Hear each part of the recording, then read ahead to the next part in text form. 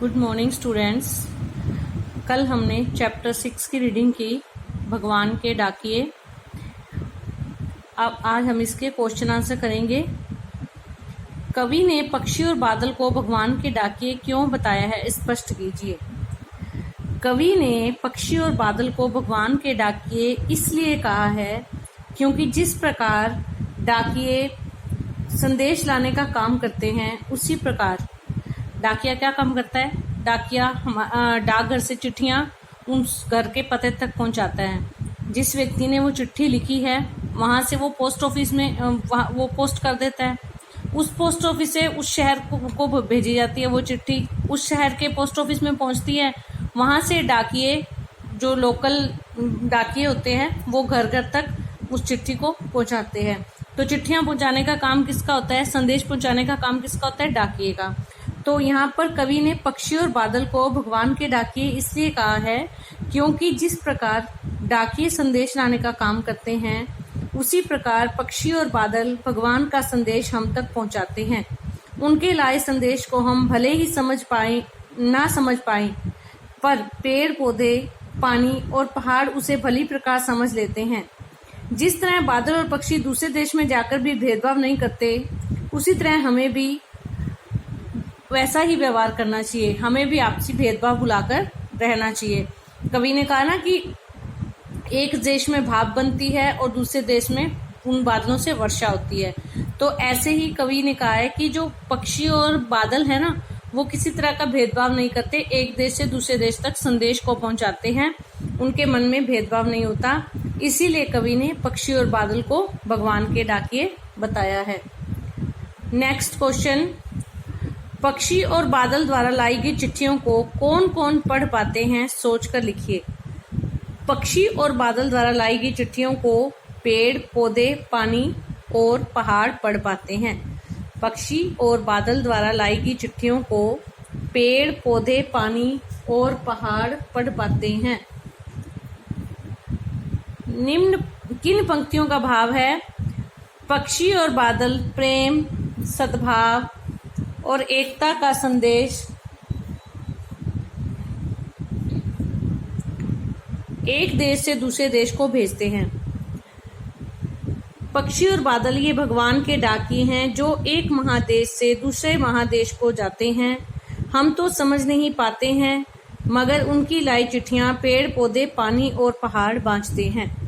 Means इसमें पंक्तियों का सलार्थ आपको क्वेश्चन रूप में दिया हुआ है। आपने उस भाव वाली पंक्तियां छाटनी है कविता में से। पंक्ति का भाव कौन सा है? पक्षी और बादल प्रेम, सद्भाव और एकता का संदेश एक देश से दूसरे देश को भेजते हैं। तो कविता में ये लाइन है ना, एक देश से दूसरे देश को जाते हैं, हम तो समझ नहीं पाते हैं, मगर उनकी लाई चिट्ठियां पेड़ पौधे, पानी और पहाड़ बांचते हैं। पहला वाला जो पैराग्राफ है वो वहां पर आएगा। अगली पंक्ति का भाव, प्रकृति देश देश में भेदभाव नहीं करती, एक देश से उठा बादल दूसरे देश में बरस जाता है। इसमें दूसरा वाला पैराग्राफ आएगा। इसमें वो वाला आएगा, एक देश में भाप बनना और दूसरे देश में वर्षा होकर गिरना। तो ये यहाँ पर भावार्थ दिया हुआ है, पंक्तियां लिखनी है आपको। अदरवाइज क्या होता है, पंक्तियां दी होती हैं, भावार्थ लिखना होता है। नेक्स्ट क्वेश्चन, पक्षी और बादल की चिट्ठियों में पेड़ पौधे, पानी और पहाड़ क्या पढ़ पाते हैं? पक्षी और बादल प्रकृति का एक हिस्सा है और उनके लाए संदेश को प्रकृति ही समझ पाती है। तो पेड़ पौधे, पानी और पहाड़ क्या पढ़ पाते हैं? कवि कहता है कि पक्षी और बादल भगवान के डाकिए हैं। जिस प्रकार डाकिया संदेश लाने का काम करता है, उसी प्रकार पक्षी और बादल भी भगवान का संदेश लाते हैं। पक्षी और बादल की चिट्ठियां पेड़ पौधे, पहाड़ और पानी ये समझ पाते हैं। क्यों समझ पाते हैं? क्योंकि ये भी प्रकृति का एक हिस्सा है। तो ये किस संदेश को पढ़ पाते हैं? एकता और सद्भावना के संदेश को पढ़ पाते हैं। उनके मन में किसी तरह का भेदभाव नहीं है। नदियां सबको पानी देती हैं, पेड़ सबको छाया देता है, सबको फल देता है, बादल सबको समान रूप से वर्षा देता है। तो ये सब समानता और एकता का संदेश उस चिट्ठी में पढ़ते हैं। एक देश, अगला क्वेश्चन, फिफ्थ क्वेश्चन, एक देश की धरती दूसरे देश को सुगंध भेजती है, कथन का भाव स्पष्ट कीजिए।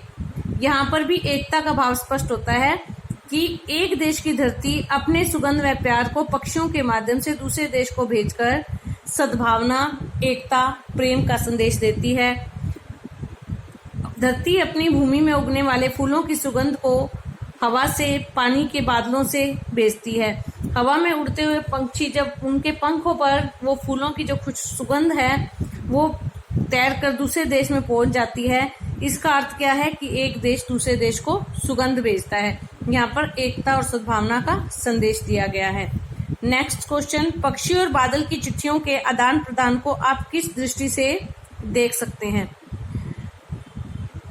बेटा आप ये 5 क्वेश्चन ही कीजिएगा, फिर आपका वर्क ज्यादा हो जाएगा। बाकी क्वेश्चन आंसर हम कल कर लेंगे, और जब कल के क्वेश्चन आंसर के साथ हम नेक्स्ट चैप्टर ग्रामर का शुरू करेंगे। आप कल के लिए सिर्फ ये 5 क्वेश्चन है, आप ये 5 क्वेश्चन कीजिएगा, मैं इनके आंसर की क्लिक भी भेज दूंगी। धन्यवाद।